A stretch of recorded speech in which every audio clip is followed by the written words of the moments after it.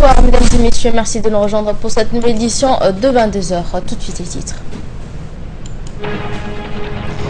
Même FAB dans la région, un vaste programme de formation pour les jeunes de la région de l'intérieur ont été démarrés. Et le président américain Barack Obama est arrivé ce vendredi au Kenya où il prononcera un discours lors d'un sommet international sur l'entrepreneuriat. Mais avant de développer ces titres, le ministre de la Santé, le Dr Kassim Issa Ousmane, accompagné d'une forte délégation de son département, s'est rendu hier dans la région d'Arta. D'emblée, le ministre et sa délégation ont eu une première réunion de travail avec le préfet de la région d'Arta, Abdoulaye Delaraki, qui a effectué un compte rendu de la situation sanitaire de sa région, à savoir un manque crucial d'eau, un problème logistique, une partie des clôtures et grillages au PK51 décimés par le vent et son intention de vouloir mobiliser une équipe du SMUR au niveau du carrefour d'Arta, Ouéa. En effet, quant au président du conseil régional Omar Djama Odoua, après avoir remercié à son tour le ministre de la Santé, il a évoqué le cas des clandestins qui perdent leur vie et qu'il serait souhaitable de disposer à tout instant des sacs mortuaires. Après avoir écouté les doléances des uns et des autres, le ministre de la Santé, Dr Kassim Issa Ousmane, a remercié la population d'Arta pour leur accueil chaleureux, en leur transmettant également la salutation du chef de l'État. Le ministre a par ailleurs précisé que chaque citoyen djiboutien doit bénéficier d'une structure sanitaire, d'une école, de l'eau, d'un toit et d'un travail chez soi. Ceci étant une priorité du gouvernement et une exigence du président de la République, Ismaël Omar Guelleh. Ensuite, le ministre a présenté à la population d'Arta le vérificateur qui sera installé dans les locaux du conseil régional et qui sera équipé par son département. La mission première de ce vérificateur est de servir d'interface entre les structures sanitaires de la région et le ministère a pour mission également de visiter toutes les structures existantes dans les régions, de faire un rapport mensuel dont les copies seront remises au médecin-chef et au président du conseil régional.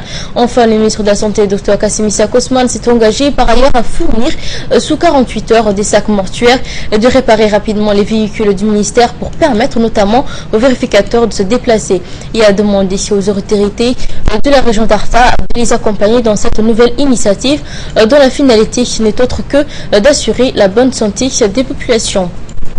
Le ministre de l'économie et des finances, M. Ilyas Moussa Douali, a entrepris une visite officielle en République de Turquie. Durant sa visite, le ministre était accompagné de l'ambassadeur de Djibouti en Turquie, M. Adel Hussein Abdillahi, le directeur de l'ENEFIP, M. Mahdi Dalaloukié, et le conseiller du ministre Samir Aden Cheikh. L'objectif de la mission est le renforcement des relations économiques entre les deux pays.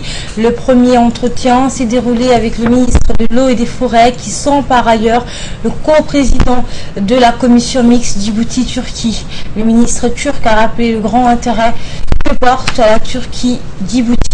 Durant cet entretien, les autorités turques ont informé de l'accord du gouvernement turc à réaliser le grand barrage de l'Oued d'Ambouli qui sera fini dans 18 mois. Le ministre des Finances, Ilyas Moussa Douali, a remercié le gouvernement turc pour l'engagement sincère et désintéressé pour le bien-être socio-économique en faveur de la population djiboutienne dans son ensemble.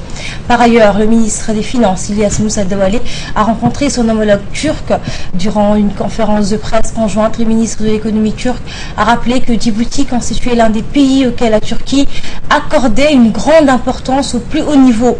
Il a dit que le président turc Recep Tayyip Erdogan suivait personnellement la coopération avec Djibouti et ce, partant des liens historiques, culturels, politiques et économiques que lient les deux pays. La zone économique spéciale signée entre les deux pays était également le sujet le plus important discuté lors de la rencontre.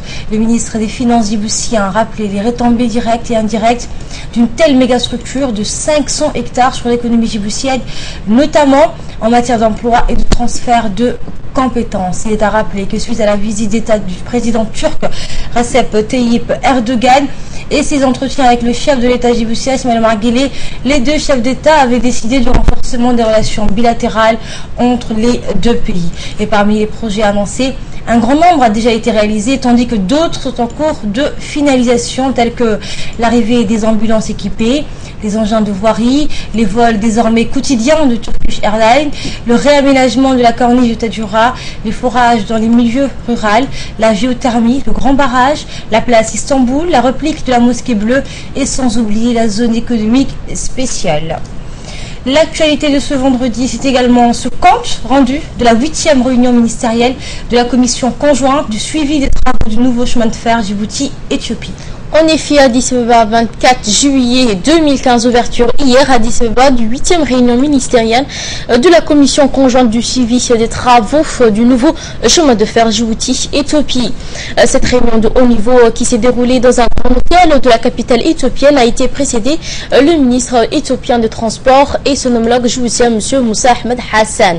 Le ministre djiboutien a été d'ailleurs à la tête d'une forte délégation comprenant notamment le ministre des Affaires étrangères, Mohamed Ali, le secrétaire général du gouvernement Mohamed Hassan Abdullahi, l'ambassadeur djibouti en Éthiopie Mohamed Driss Farah, ainsi que les responsables des différentes institutions qui interviennent dans l'exécution de ce projet historique et déterminant dans l'intégration économique de ces deux pays. Compte rendu avec le reportage de notre confrère Salah Smaïl et qui se retrouve sur place.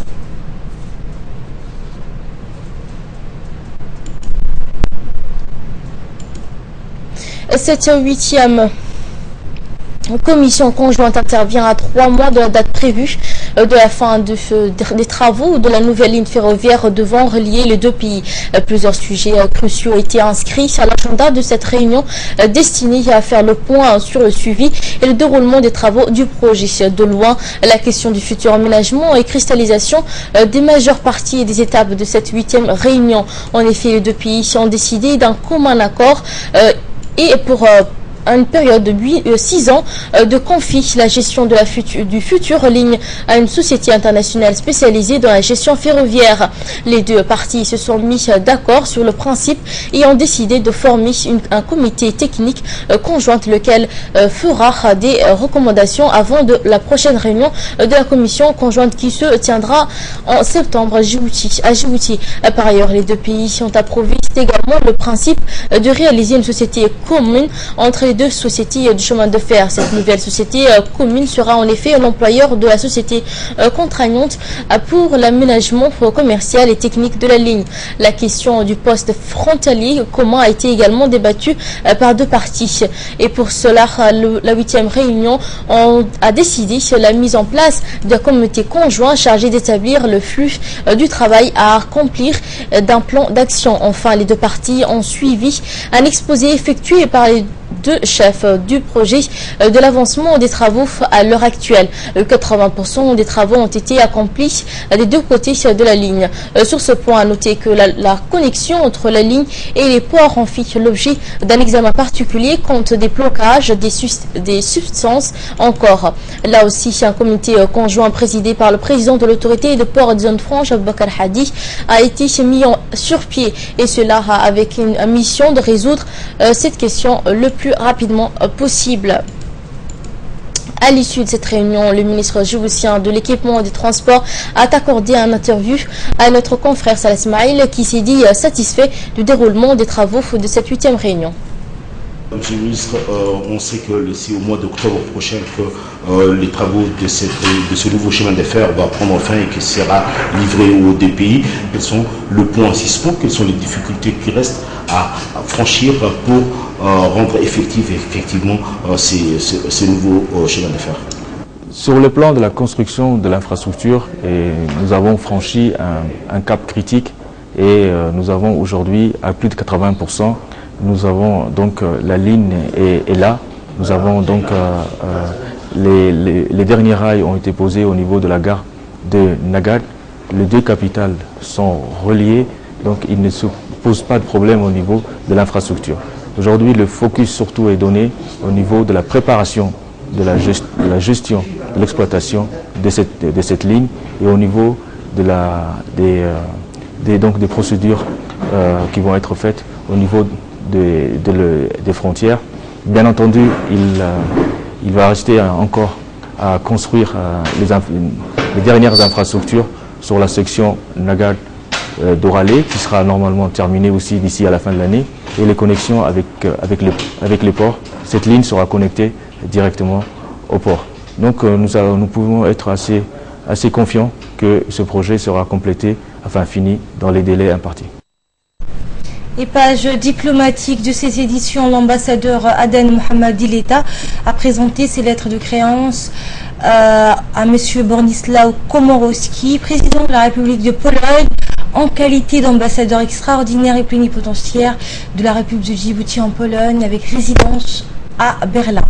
La cérémonie a eu lieu à Varsovie, au palais de Belvédère. Au cours de l'entretien qui lui a été accordé, Aden Mohamed Dileta a tout d'abord remercié le président pour la confiance à son égard en acceptant son accréditation en qualité d'ambassadeur de la République de Djibouti auprès de la République de la Pologne. Il a ensuite transmis au président polonais le message de notre président de la République, Ismaël Marguerite, qui lui a renouvelé son amitié et son désir de resserrer les relations de coopération entre la Pologne et la République de Djibouti. Dans sa réponse, le président a exprimé sa satisfaction pour la qualité des relations avec notre pays et toute sa disponibilité à poursuivre cette coopération et à travailler à son renforcement. Dans l'actualité également, la tournée dans les régions de l'intérieur des cadres de la Direction générale de l'enseignement technique et de la formation professionnelle du MEDFOP se poursuit. En effet, avant de continuer leur périple vers la ville de Dikil, les membres de la mission du MEDFOP ont été reçus par le chef de corps du régiment interarmé d'Al-Sibih. Cette rencontre avec le haut responsable militaire a clôturé le série de concertation avec les autorités et les représentants des sociétés civiles de la région d'Al-Sibih. Conformément au planning de la mission, les cadres de la Direction générale de l'enseignement technique et la formation ont continué vers la ville de Dikil, chef-lieu de la région du Dikil. À leur arrivée dans la ville de l'unité, deuxième étape de la tournée dans les régions du sud. Il a été accueilli par le président du conseil régional, le préfet adjoint, et on prépare ensuite à une réunion de concertation avec les représentants de la société civile et les principaux commerçants de la ville de Dikil. Ils ont, au cours de ces rencontres, échangé et identifié ensemble plusieurs métiers prioritaires répondant aux attentes des jeunes en matière d'insertion professionnelle et aux besoins des compétences des chefs d'entreprise locales tels que coiffeuses, pâtissières, cuisinières, couturières. En plus des développements des compétences liées aux métiers concernés, jeunes et chefs d'entreprise ont sollicité l'intégration du module sur l'entrepreneuriat dans les programmes de formation. Enfin, les cadres de direction générale se sont entretenus avec les autorités des services de concentration de l'État du Dikil et ont effectué des visites chez les forces armées djiboutiennes, Djibouti Télécom, l'agence djiboutienne des routes, l'ONEAD et l'EDI afin d'initier un partenariat dynamique impliquant l'ensemble des acteurs publics concernés par les formations professionnelles jeunes déscolarisés. Des milliers d'habitants de la commune de Bebla, notamment ceux du quartier de BK12, ont indiqué qu'ils cessaient leurs activités à la suite de la fin de l'année scolaire. D'où un grand vide laissé par cette cessation d'activité temporaire des grands bus. Et partant de ce constat, le président de la commune de Belbela, Youssouf Nouhou, nous a expliqué ce matin lors d'une interview que la société privée du transport en commun a arrêté ses activités depuis la fin de l'année scolaire. Les dirigeants de cette société ont déclaré qu'ils étaient en vacances et qu'ils reprendront leurs activités une fois la rentrée scolaire. Ainsi, les habitants du quartier ont eu aussi des problèmes de transport. Ils font donc des navettes, plusieurs kilomètres à pied, depuis le quartier de Cheikh Moussa ou de Hayablé. Le président de la commune de Belbela, Youssouf Nouhou, a demandé aux autorités concernées, notamment le ministre du Transport et celui de l'Intérieur. Et suite au décès du représentant permanent de Djibouti à l'ONU et l'ambassadeur de Djibouti auprès des États-Unis, Rabli Al-Haye, des messages de condoléances continuent d'affluer à la rédaction de l'information de la RTD. D'imminentes personnalités, des hommes politiques, des diplomates et de hauts place des hauts responsables djiboutiens présentent tous et toutes leurs sincères condoléances les plus attristées à la famille et aux proches des défunts diplomates. Il s'agit en effet d'Ahmed Ali Silay, ministre délégué à la coopération internationale, de Habib Ali Adouna, ancien ambassadeur djibouti à Riyad et ancien collègue du défunt, l'ambassadeur djibouti à New Delhi, Saïd Absi Warsama, et de Aden Hussein Abdullahi, ambassadeur djibouti en Turquie. Tous prient le trio et tout miséricordieux d'avoir pitié de son âme et lui accorder sa grâce et sa miséricorde et de l'accueillir dans son paradis éternel.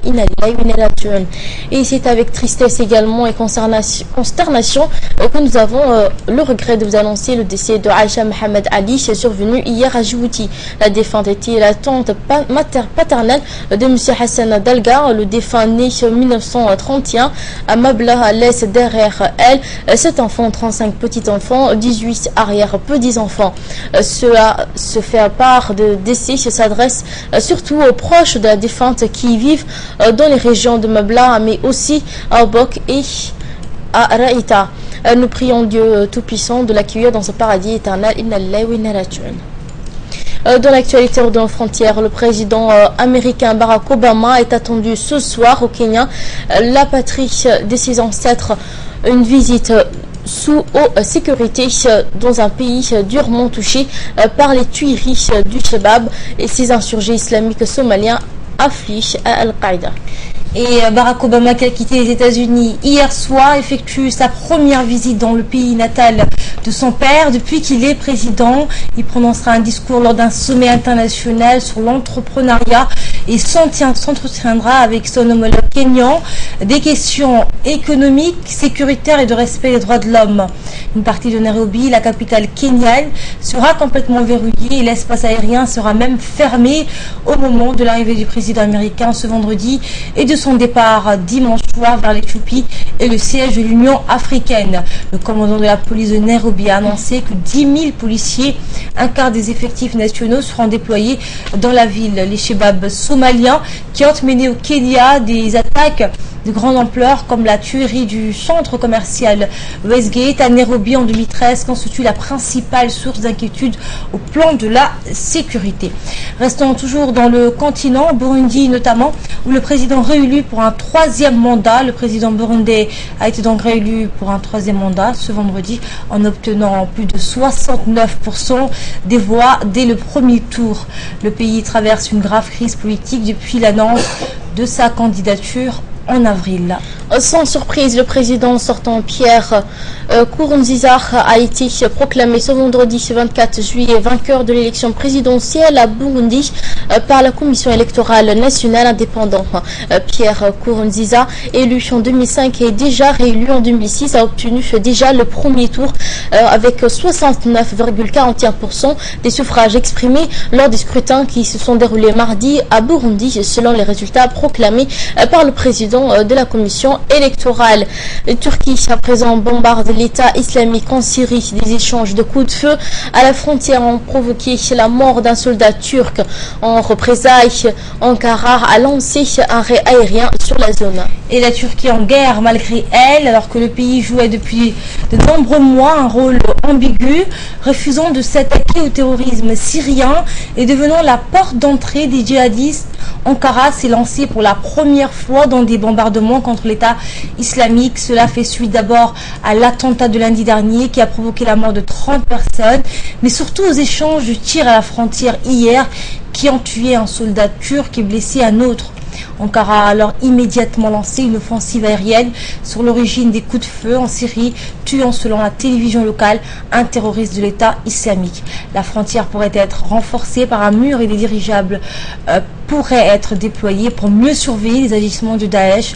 Surtout une base militaire du sud du pays pourrait accueillir dès le mois d'août des avions et des drones de la coalition. La Turquie refuse néanmoins d'aider la minorité kurde très active dans le pays et considérée elle aussi comme terroriste. Voilà, c'était le journal de la rédaction. Merci pour votre fidélité.